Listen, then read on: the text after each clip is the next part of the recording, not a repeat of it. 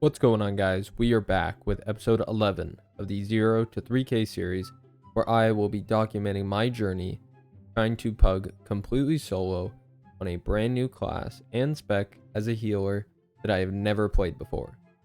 To check out any episodes that you may have missed from this series, there's a playlist you can click in the top right hand corner of your screen. Don't forget to subscribe if you haven't already, and ring the bell for plenty of War Within content coming soon. Also, you can check out my Twitch at twitch.tv/Newmen_TV, where I will be live today for Mythic Raid around roughly 8 p.m. Central Time. So be sure to drop in and say hi, and maybe drop a follow. Alright, time for our vault. Now, at this point in the season, we do have basically every socket we could want. So we're really hoping for Mythtrack gloves or a Mythtrack chest piece. Kind of hoping I don't get a helmet just because of the fact that then we won't have a socket for it, and a hero track helmet with a gem in it, especially one of the better gems, probably on par, maybe even better than a Mythtrack helmet. So yeah, we're really going for a Hail Mary here.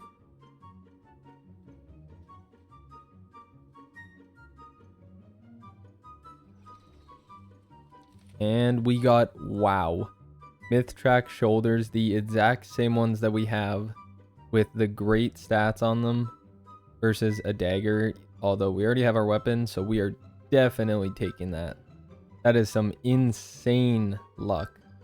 There was very few items that we could have gotten, and this is probably the best one, other than maybe gloves, just because they both have really good stats.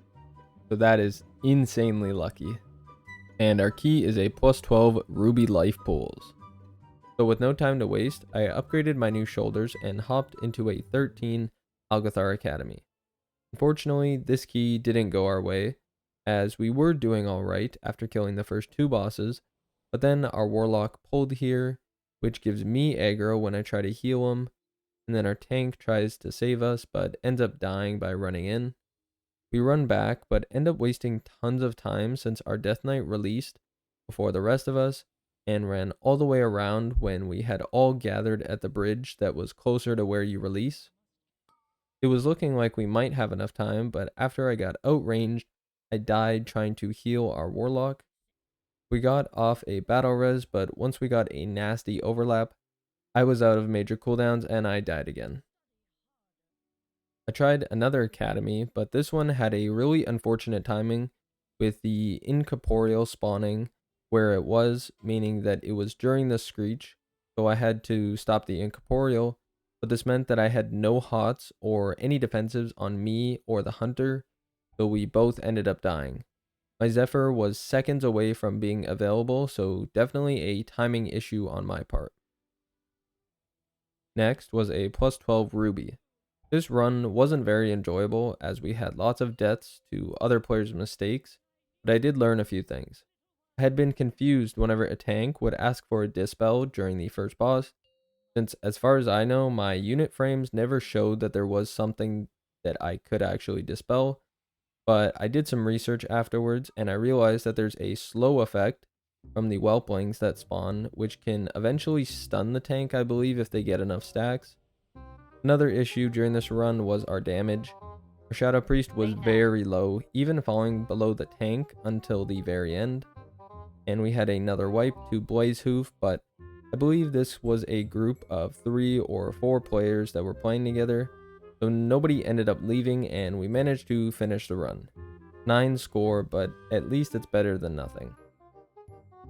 This was really not our best week, and this continued with +12 hauls. This run was going really well, but man, did it spiral out of control fast. We had a few deaths during the course of the run, but up until Kajin, there wasn't anything that we couldn't recover from. Shadow Priest slowly got more and more toxic during this fight. To be fair, this is the most heal intensive fight in the entire season, but our shaman didn't even try to hide behind the ice here, which was an interesting choice that our priest wasn't very fond of. We pulled the last boss with about 8.5 minutes, but our paladin and priest both died when the only mechanic to dodge was the swirlies. For some reason, the priest didn't want us to stack when we tried our next pull, even though it makes dodging the swirlies significantly easier. But I noticed that there was a massive AoE damage, which, after looking back, I wasn't sure what was causing it, and I realized it's from the tank leaving melee range. So he did this right before the actual group-wide damage came out, which ended up killing me, combining both of those AoEs together. We tried one more pull, but our priest AFK'd at the entrance and blamed our paladin for trolling. Defensive. To be fair, I think there was a lot of deaths here that were my fault and other players' faults, like the shaman not hiding behind the ice, and a few times where our paladin relied on bubble a little bit too much to try to save him, and it ended up backfiring.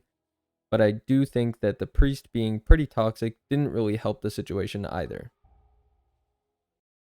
I promise we will be timing some keys later, but we had another rough key where Tyrannical got the best of us.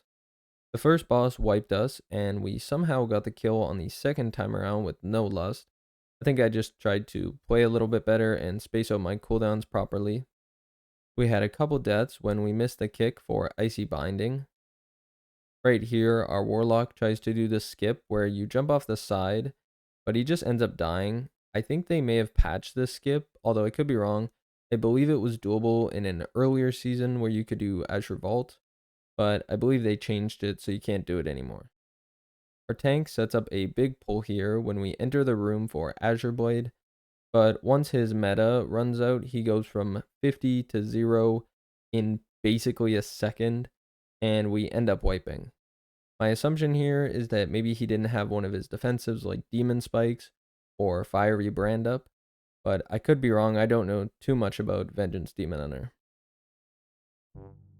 Like I said, we do have some fun keys that happened this week.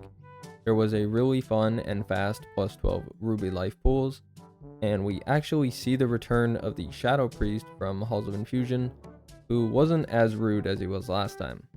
This key was a stark contrast to what we had seen so far this week. Lots of interrupts and pretty good defensive usage. This Vengeance Demon Hunter was pretty consistent with helping us out with Incorporeal, using his sigils to control packs, and rarely needed any healing.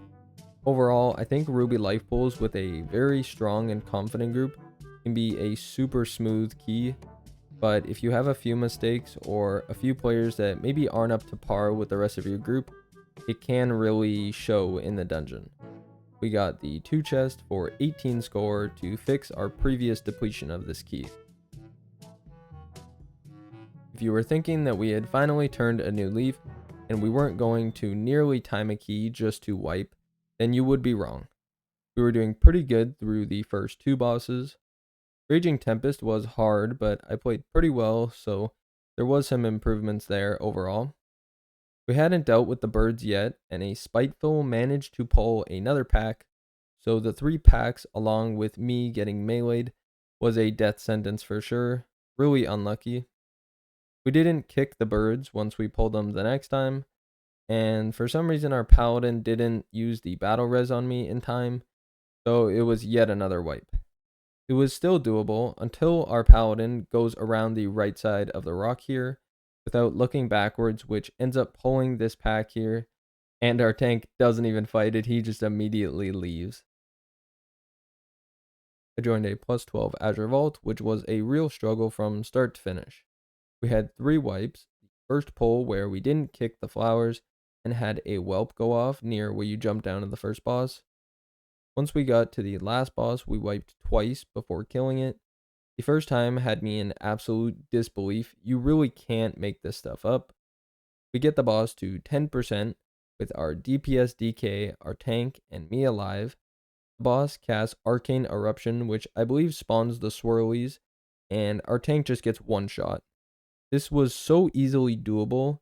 Like, there was nothing I could have done to truly save this run, because some of the mistakes you will notice in pugs, no matter what role you play, are going to make it so that you win some and you lose some.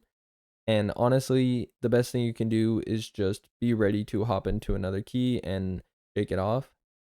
We end up wiping one more time after I mistime a jump, which sends me forward into an arcane orb. At this point, my brain was so fried that, to be honest, I was playing pretty bad, but I still cannot believe that we did not time this key. I went back into halls, this time in 11. We had a Vengeance Demon Hunter, so you already know it was a smooth run. I was getting help with Incorporeal, and we had great defensive usage during the first boss. I made sure to also rescue our Ret Paladin across, since he is probably the slowest in our group. To really show you how well our stops were in this dungeon, you can see how many we overlapped right here on this pole. Luckily, at this key level and our DPS, it doesn't really matter if we overlap, but in my opinion, this is a much better sign than nobody using any stops at all. I would much rather use every single stop and then not have any, rather than have nobody use any because they're worried other people are going to use theirs and you kind of psych each other out. We got to the last boss, and it was a really close call, but luckily our tank and mage managed to finish it out. 10 score isn't much, but I will take it. Our final key was a plus 13 Brackenhide Hollow. We only had 4 deaths when we pulled the last boss. Our tank was a little too slow to dodge the frontal here and died with shield wall and commanding shout available. I made a little mistake by releasing when our shaman could have onked and rezzed us. A few more deaths to a ninja trash pull, but we finally did get the completion. This would have been a really good key to time, so it is pretty sad to see, but at this point I'll take the completion. 2 vault slots for next week from Mythic Plus, so hopefully we get really lucky again with a myth track item to go with our insane luck this week. I'm going to end off today's episode here. Thank you guys for watching. If there's any content you guys want to see other than pugging challenges, be sure to let me know in the comments and make sure to subscribe. I hope you enjoyed, and I will see you all next time.